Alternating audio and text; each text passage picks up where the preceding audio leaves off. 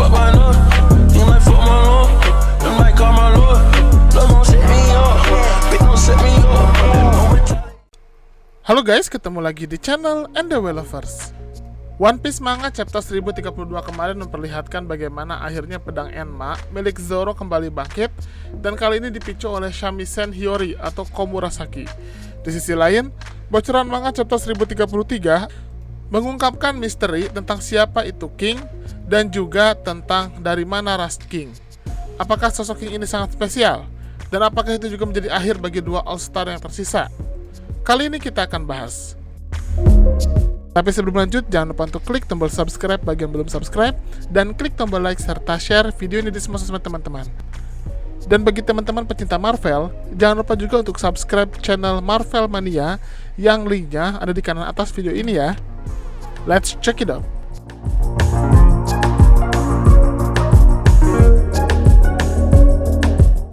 One Piece chapter 1033 akan tayang pada tanggal 28 November 2021, dan bocoran judul chapter ini adalah Shimotsuki Kozaburo. Sinopsisnya adalah, pada pertarungan antara Zoro yang awalnya tersudut oleh King, Zoro pada akhirnya bisa membalas kekalahan setelah terjadi reaksi aneh pada pedang Enma. Pada chapter 1032 kemarin, terungkap fakta unik tentang pedang Enma. Kita tahu jika pedang milik Oden ini bisa dikatakan pedang yang bernyawa. Beberapa kali pedang ini aktif dan menyedot energi Zoro, lalu dimuntahkan dengan membuat tebasan yang memiliki skala yang sangat besar. Pedang Enma ternyata merespon suara shamisen yang dimainkan oleh Komurasaki. Seolah ada ikatan yang sangat kuat antara Enma dengan Hiyori atau Komurasaki.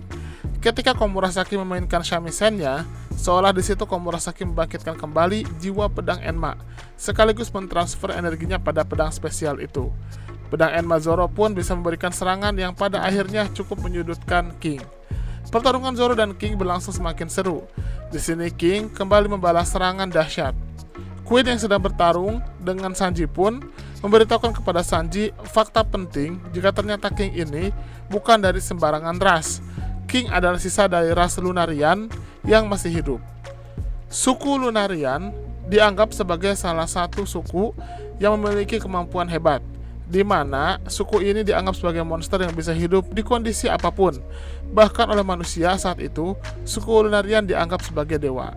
Karena suku ini memiliki kemampuan yang hebat dan juga sangat menakutkan, suku ini pun pada akhirnya dimusnahkan, dan hanya tersisa King saja.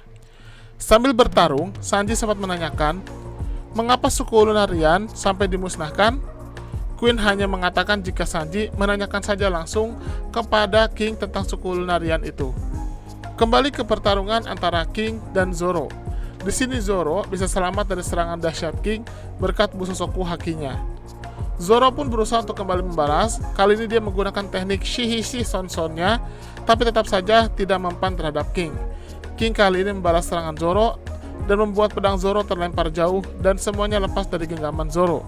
Di momen hampir sekarat ini, Zoro mengingat sesuatu di mana dia teringat perbincangannya dengan Tenguyama Hitetsu tentang Shimotsuki Kuina dan pedang Enma. Terungkap jika pedang Enma dibuat oleh sosok bernama Shimotsuki Kozaburo.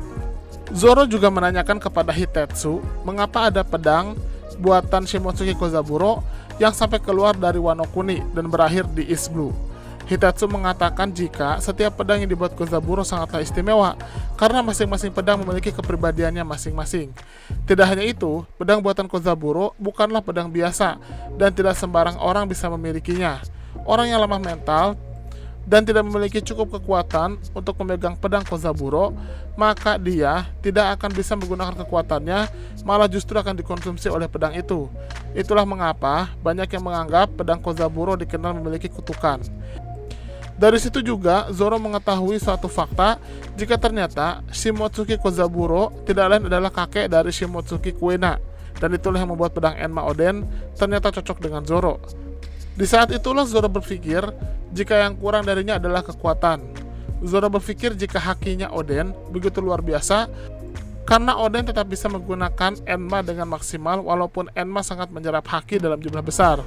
Padahal saat itu, Oden juga memegang pedang yang lain, yaitu Ameno Habakiri, sehingga harusnya itu akan sangat menguras haki Oden.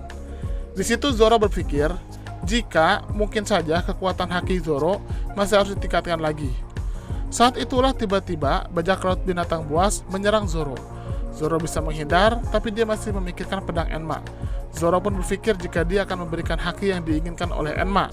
Dan saat itulah Zoro mengakses haki khusus yang mungkin saja adalah Haoshoku Haki atau haki raja. King yang melihatnya langsung mengatakan kepada Zoro, apakah Zoro benar-benar ingin menjadi raja? Di sini Zoro mengatakan tentu saja, tapi dirinya punya hutang untuk menghormati kaptennya dan sahabatnya. Apakah ini menjadi pertanda jika dua All-Star kebanggaan Kaido akan menemui ajalnya di tangan Zoro dan Sanji? Dan apakah ini menandakan jika Zoro memiliki Haoshoku Haki? Nanti kita akan lihat saja. Di sisi lain, permainan shamisen Komurasaki bisa terdengar sampai ke area yang sangat luas. Entah itu karena kekuatannya atau juga karena shamisen digemakan oleh struktur bangunan kastil Orochi. Gara-gara itu pula, kita akhirnya tahu jika Orochi bisa menemukan Komurasaki.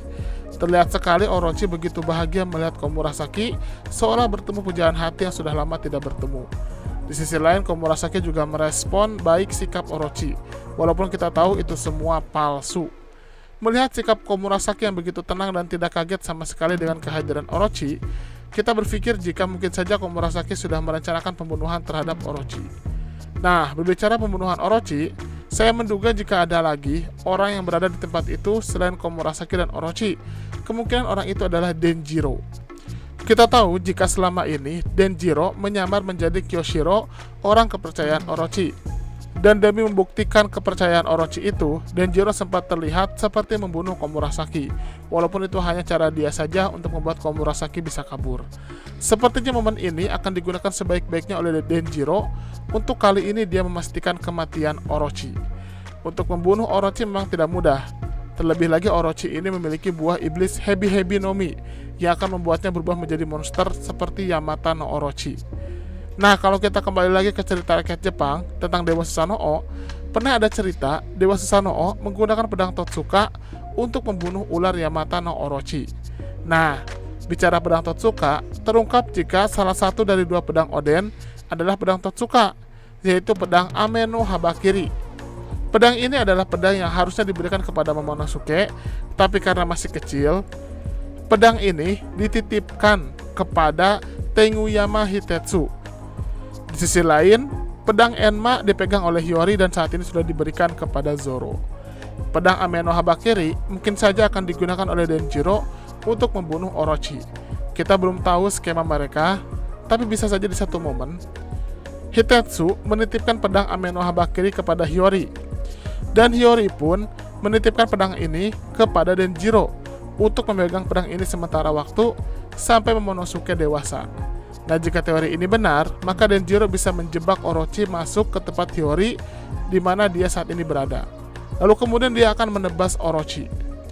Kekuatan Denjiro harusnya cukup untuk memaksimalkan pedang ini. Bahkan Orochi dengan mode Yamata no Orochinya pun harusnya bisa ditebas setiap kepalanya sehingga membuat nyawanya pun selesai. Nah, itulah bahasan tentang bocoran manga One Piece chapter 1033. Bagaimana menurut teman-teman? Silahkan berikan komentarnya di kolom komentar. Terima kasih. Pengumuman giveaway. NDW Lovers mau ngadain giveaway dengan hadiah yang menarik dan ada grand prize-nya loh. Hadiahnya adalah grand prize 1. Uang tunai total Rp2.500.000 untuk 2 orang pemenang, di mana masing-masing mendapatkan Rp1.250.000 yang diundi setelah channel ini mencapai 350.000 subscriber. Yang kedua, uang tunai total Rp2 juta untuk 2 orang pemenang, masing-masing mendapatkan Rp1 juta yang akan diundi setelah channel ini mencapai 300.000 subscriber. Dan 3, uang tunai total Rp1 juta untuk 2 orang pemenang, masing-masing mendapatkan Rp500.000 yang diundi setelah channel ini mencapai 250.000 subscriber.